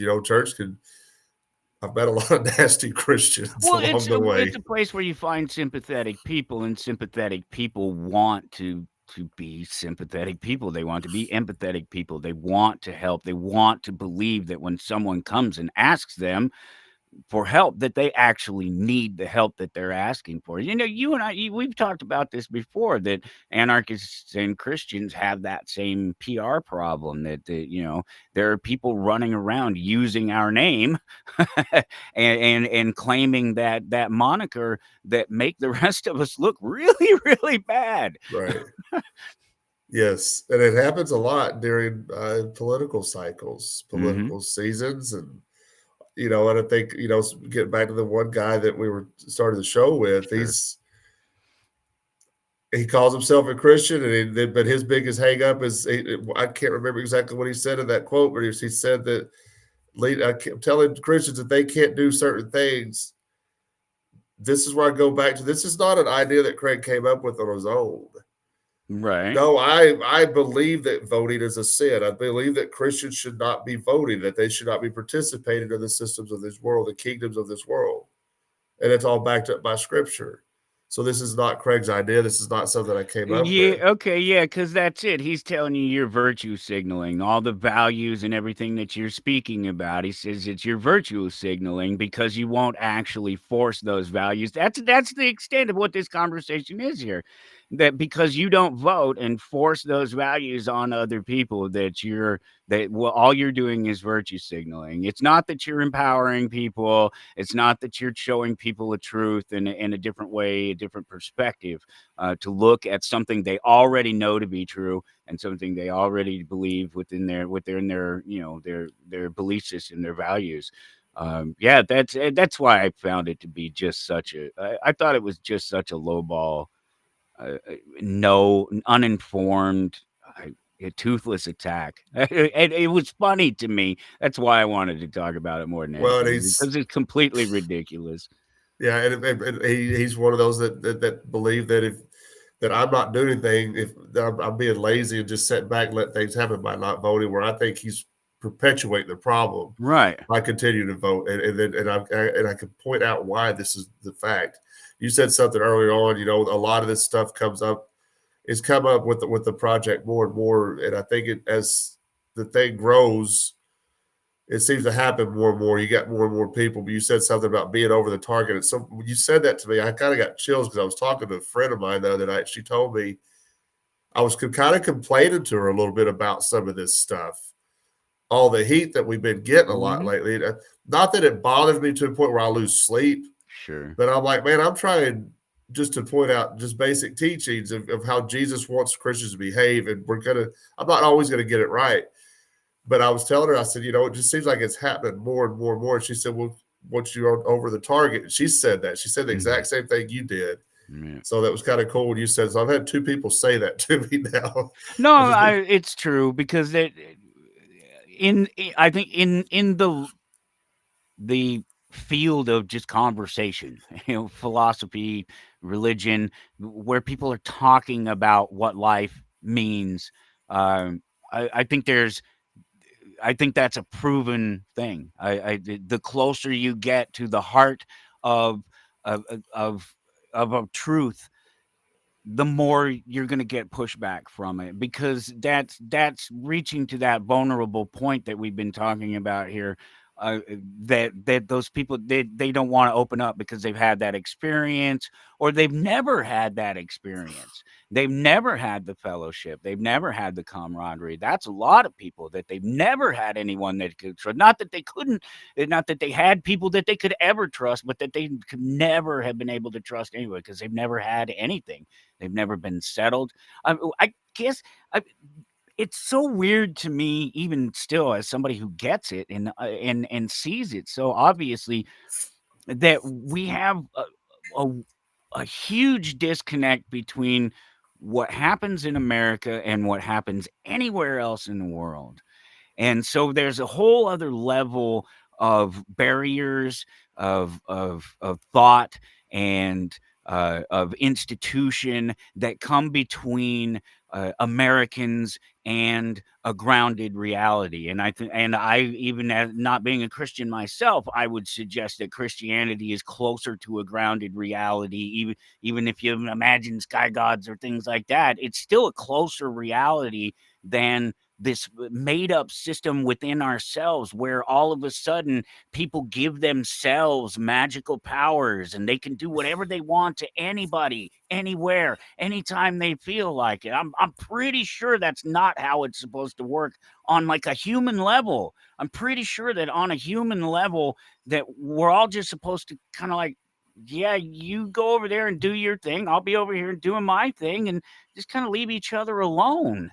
Yeah. There's a lot of space. There's a lot of resources. There's a lot of other people, other places, other things you can go do rather than spend your time trying to make that guy think or be the way you want him to think. And across the board, politically, religiously, philosophically, whatever you want to pick.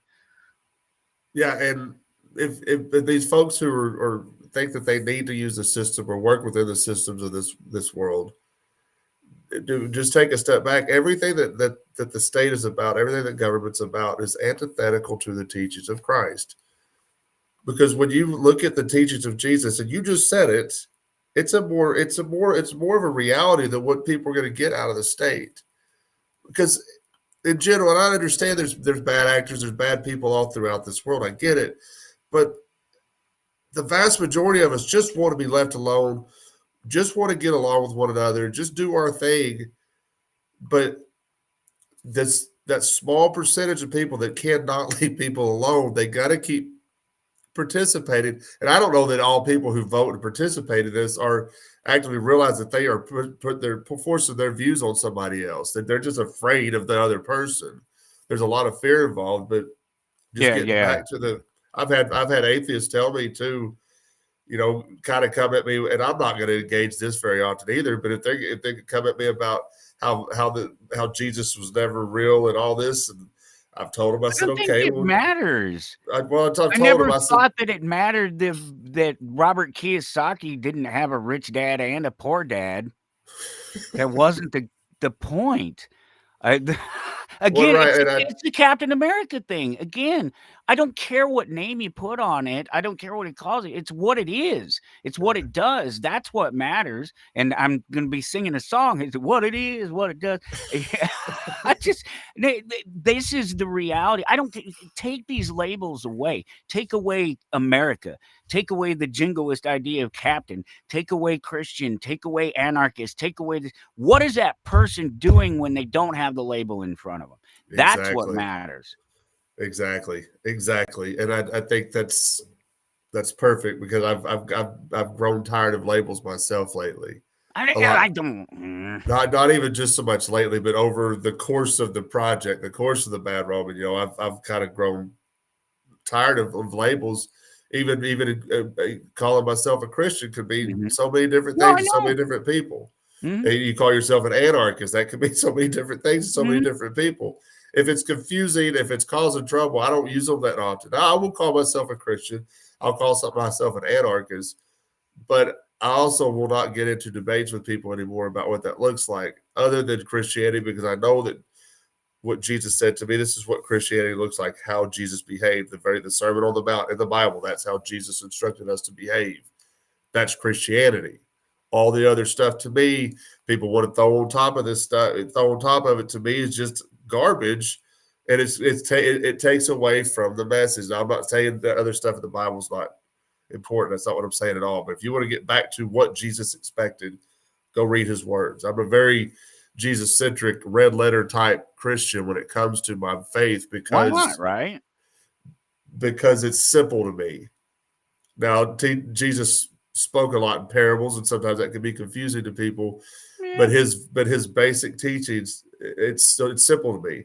You know, something like that, when somebody, obviously a simple person's not going to get it, and it doesn't matter if they're not smart enough to get it. But I think the people that run around saying that there's some ulterior motive or some other motive within the parables, within the language, this is true of our founding documents. It's another one of these conversations we have all the time about the language and the way that it's used and manipulated. That whole notion that they've tried to usurp those common things that we understood at one point, and turn them against us, use them against us, because they tend to be about individualism, and individual choice, and about the things that you do in your life, as opposed to trying to make other people do something in their life. And there's so much more value in the Christian ideology. Makes sense to me when you go and you say, I will show you my light, I will be that light. That doesn't mean I'm going to sit here and dictate to you. It doesn't mean that I'm going to vote that somebody else dictate to you, that I vote for my Christian overlord so that he will dictate to you or whatever.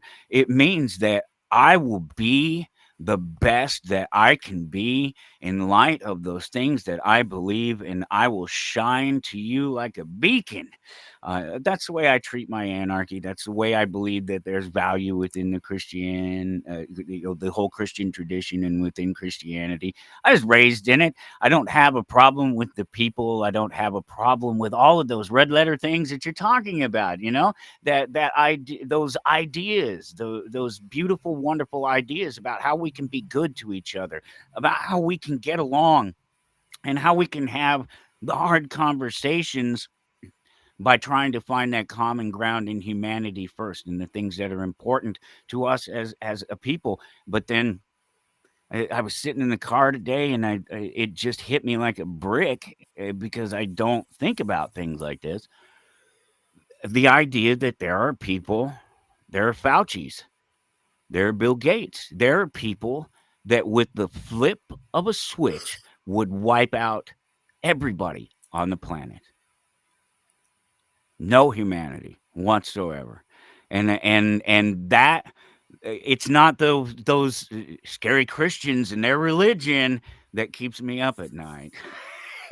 It's those guys that would wipe out everyone on an ideology, whether it's Christianity, Appleism, just Microsoftism, democracy, whatever ism.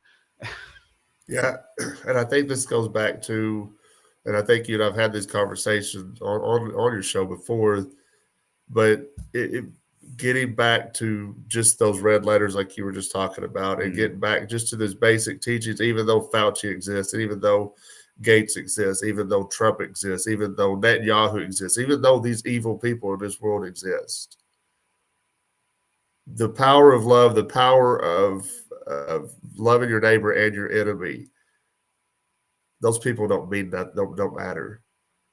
I think the more people that come to understand that those people can be ignored out of existence, and I've said that over and over and over again. But as long as people are still playing their stupid games, you're going to win stupid prizes. Leave it alone. Leave them alone. Let's get back to having conversations with one another. Then those people don't even matter. They don't exist. But we got to get rid of that fear factor too, because just like you said, they could wipe out population. But as a Christian, and I know this sounds, I hope this doesn't sound like I'm trying to like this. I don't know how to explain this, but as a Christian, I don't worry about such people. Right. No, Because and I didn't want to leave it at that either. I didn't want to leave people thinking that was the case at all. No, you shouldn't be. You have to realize that they're a reality because they fall into that category of whether or not you can trust them or not. Particularly when we're talking about leaders and people that are in positions of power, they actually do have the ability to cause a great deal of harm, and we should not be oblivious to that fact. That's what the conversations are about. That's what isn't that what it's about, not empowering them by just minimizing who and what they are and what their values are, and telling people that you have the power, that you are, it's the signature, that the banks steal from you. It's not the bank that creates value. It's your signature on a piece of paper that says you'll pay the thing back, or whatever it is that creates the value. We're what creates the value, not these politicians, not these constructs that they built up around themselves to protect themselves from us. Now that they realize that, I think it's fairly obvious that this thing isn't working out real well, and that what we have is just this escalating path toward civil war, violence, and a demonstration of ultimate power from those who are in it one way or another, that ends in a lot of people being hurt to change minds. And that's because of this weird idea that there's a small percentage of the population, the 3% or whatever, but based on what I guess the founding of the nation, that it was 3% of the people who were the patriots that actually stood up to it wasn't the 97% of the rest of the nation. But I think it is now. And I think it's a fallacy. I think it's a joke to think that the 3% is going to change something. What is that? The swing vote thing too? Like 3% swings a vote or something like that. I mean, it's like this imaginary weird number. That it's a magical thing. We're a part of the 3%. We will be able to defeat this system. No, I don't think so. I think you need to take care of your family. I think you need to love your neighbor. I think you need to stop pretending that you can love down. You can give your love over in a vote, like in a package, a little gift to a politician, and he'll pass it back out to everybody else. I was actually thinking about that last night at work. I was a lot of Christians who, maybe not even just Christians, but people who participate in Mm-hmm. the ritual of voting. They're handing their stuff off. They're actually outsourcing their sin to a politician to do for them. That's what they're wiping their hands of it and walking away. Not knowing, okay, you spent 2 minutes at a voting booth voting for this person, putting this person in power, whether the votes are legitimate or whatever. That's a whole other topic. Doesn't matter. Yeah. But if you spent 2 minutes at a voting booth, you gave this person this power, then you walked away from it, wiped your hands clean, and you're all done with it. Well, now that person's got 2 or 4 years to wreak havoc on your neighbor and the people that you're supposed to be loving across the world. Your neighbor includes that person in Gaza that's being shot in the head by snipers. But thank God we'll build a Trump Plaza hotel there and maybe set up the absolute insanity of that shit going on right now, man. I can't. I wake and up unfortunately, to this we can't even get into it. We only got a couple of minutes left, brother. Take the last couple minutes. Tell us about what you're doing, where you're at, where we can find the podcast, where we can get some salsa. First of all, the people that we've talked about on the show that like to jump on the Facebook page and talk down to us, keep it up, because I love your algorithms. The algorithms are great. Yeah, keep hating. Yeah, keep hating on us. I appreciate it. But yeah, Michael, thank you for having me back on the show. I always look forward to getting to speak with you. You've become a good friend of mine over the years throughout this our project and yours. And anybody that has not heard me before, you can find us at thebadroman.com. Our podcast is on any podcast platform. Salsa, if you like salsa, it's something I came up with it on my own as a hobby. My friends started taking notice. I learned how to send it to them. I learned how to can it, make it shelf stable. Been shipping it across the country. You can message me personally. badroman.com. We don't have it set up on a website yet, but you could go to there's a Facebook page, Bad Roman Salsa. You can message me there, or badromansalsa@gmail.com. You can email me there, and I can get you hooked up with some fantastic And of course, salsa. those links will be up there at towardanarchy.com too for the show page for anybody. So we'll make sure we get people there. I love the salsa. God, I wish I could make a thing. I've never found a thing I could make. I like to draw. I like to create art and things like that. But those they're not. It's not food. It's not a thing. It's not something people actually need. I fell face first into this and have no idea how it happened. And like I said, it was just a hobby. I was making it for myself, and my friends started, seeing it on social media. They wanted to try it, and it's just a little over a year later, I've got it on some shelves in a little boutique out here this little town. Yeah, that was the most recent thing. Last week. Really last cool. week was pretty crazy. I woke up to an email from them. They wanted to know if I'd be interested in selling my salsa at their store, and I'm like, hell yeah. Let's go. I mean, that's what it is. Next thing you know, you'll be up there on Shark Tank or something. I've heard that a million times. I don't think I've ever watched that show, but people keep telling me about it. That I'll be on there, that I'm gonna be famous one day. And I was like, well, let's slow her roll a little bit. Yeah, right. Yeah, I'm busy enough as it is. One chip and dip at a time. All right, brother, we got to get out of here. All right, thank you. Thank you so much. I appreciate it.